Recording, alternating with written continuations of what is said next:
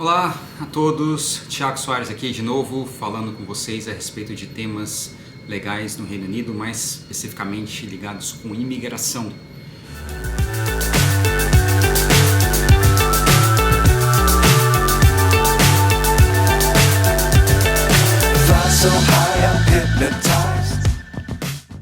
E hoje eu vou falar de um tema que tem muita gente que pergunta e que tem muitas dúvidas, muitas confusões a respeito, que é sobre o fee waiver, né? Que é algo que sempre tem gente perguntando e que eu vejo que tem muita confusão. Então, muitos já devem ter escutado, existe um pedido que a pessoa pode fazer aqui no Reino Unido para não ter que pagar as taxas dos processos de imigração. Chama-se fee waiver. E daí existe muita confusão. Primeiramente, o que é o fee waiver mais especificamente? Existem certas categorias de visto que a pessoa, se ela não tiver condições de pagar, ela pode vir a ser isenta. Mas antes de ser isenta, antes de se considerar o processo, a pessoa tem que fazer um pedido específico para ser isento. Esse é o pedido do fee waiver. Então, quais são os primeiros pontos? Quais são os... que aí é uma confusão que existe. Primeiramente, o fee waiver, a pessoa fica isenta de pagar as taxas do IHS e do Home Office.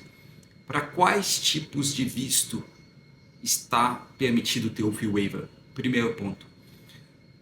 Pedidos baseados em Private Family Life, pedidos que são Discretionary Leave to Remain ou direitos humanos também, aqueles que estão aqui porque foram vítimas de tráfico humano, e pedidos de cidadania britânica para crianças. Para esses tipos de visto, aqueles que se qualificam podem fazer o pedido do fee waiver, ou seja, não ter que pagar a taxa do Home Office e do IHS. Então, primeiramente, isso não está aberto para todos os pedidos de visto. Por exemplo, uma pessoa que está no visto de esposo ou esposa, não existe, não é possível que a pessoa venha ter o fee waiver. Se a pessoa não puder pagar, a pessoa tem que fazer o pedido do fee waiver e mudar de categoria, mas não continuar no visto de esposo ou esposa. Então, primeiramente, tem a limitação com relação às categorias de visto. Segundo ponto é quem se qualifica. Porque às vezes eu ouço gente falando assim, não precisa pagar a taxa, é só fazer o pedido do fee waiver. Isso não está aberto para todo mundo. A pessoa pedir, todo mundo pode pedir. Mas quem que vai receber? Bom, conforme já foi explicado em outros vídeos, o fee waiver ele é para aqueles que não podem vir a pagar. O que isso quer dizer? Aqueles que não têm condições financeiras de pagar. Não é para deixar a pessoa numa situação financeira melhor ou não ter que gastar e usar o dinheiro com outras coisas. Não é isso. Não é para dar uma ajuda financeira. É realmente para quem não pode pagar. Não pode é diferente de que é difícil, é complicado. Não é isso. É quem não pode. Então, como que eles vão analisar quem pode e quem não pode? Eles vão analisar baseado na renda familiar. Quanto que ganha, por exemplo, se é um casal, quanto que ganha um casal? Eles vão ver o salário de pelo menos 6 meses, a conta bancária de pelo menos 6 meses. E vão ver os custos que a pessoa tem. Aluguel, outros custos de vida diária, comida, transporte, habitação, contas. E ver se realmente o casal tem condições de fazer o pagamento, sim ou não. E aí, mais uma vez, porque não pode, não é porque é difícil. Então é feito o cálculo e aí vê que realmente não tem condições do casal pagar ou não tem condições do casal juntar esse dinheiro. Então o pedido é aceito e aí os aplicantes ficam isentos de pagar a taxa. Dito isso, quais são os problemas mais comuns que eu vejo? Muitas vezes me procuram, tiver o pedido negado, às vezes a pessoa fez através de outros, por eles mesmos, e às vezes vem me procurar, pessoas estão fazendo a consulta. Quais são as principais questões que surgem? Primeiro, pessoas fazem um pedido que realmente não tem condição de fazer o pagamento. Eles entendem, a pessoa não quer fazer o pagamento, mas tem condições. E aí, a pessoa fez o pedido é negado, a pessoa perde com isso tempo, né? Às vezes perde dinheiro também, tem gente que às vezes paga para um profissional pagar. E eu, particularmente, sempre deixo isso tudo muito claro antes da pessoa começar o processo. Mas o pior não é isso. O pior é quando a pessoa passa informações erradas e aí é recusado, não apenas é recusado, mas é recusado por false representation ou deception.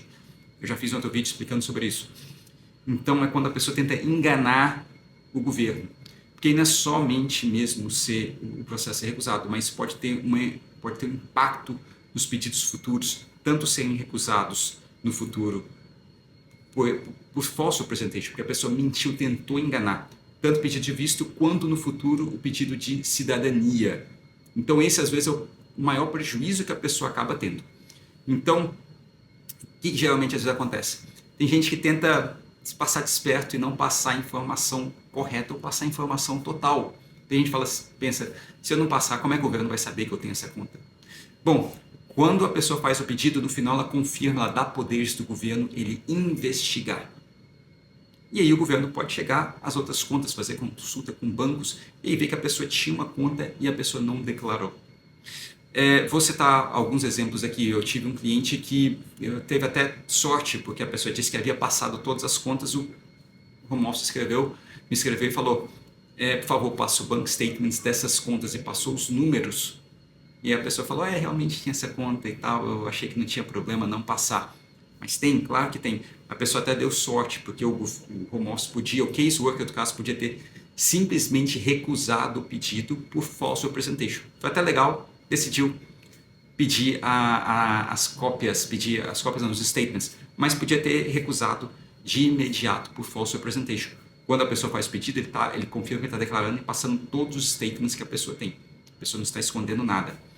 Então, nesse caso, a pessoa até deu sorte e não teve problema.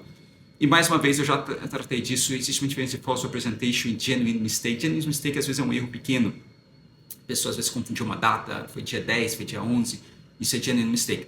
False representation, quando a pessoa realmente tenta enganar, use of deception. Ninguém esquece uma conta de banco com dinheiro, isso não acontece, a gente sabe disso. E aí não é um genuine mistake, aí é false representation, a pessoa está realmente querendo enganar. Então esse é que eu vejo os principais erros que acontecem e que às vezes dão prejuízo, não apenas a pessoa perder tempo, mas às vezes tem até um impacto mais na frente, principalmente quando tem false representation.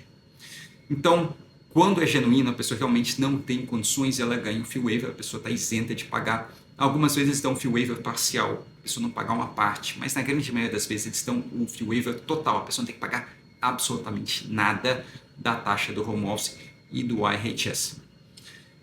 E aí, claro, um benefício para a pessoa, para os dependentes, não ter que pagar, que é um valor, a gente sabe, um valor alto, né? Se a gente está falando do taxa do home office e do IHS hoje, os dois juntos dão mais de 2.500 libras por pessoa.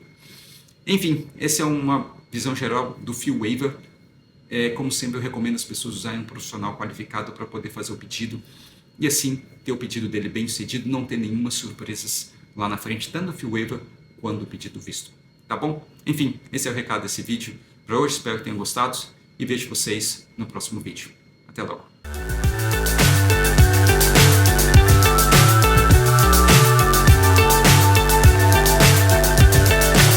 So high, I'm hypnotized.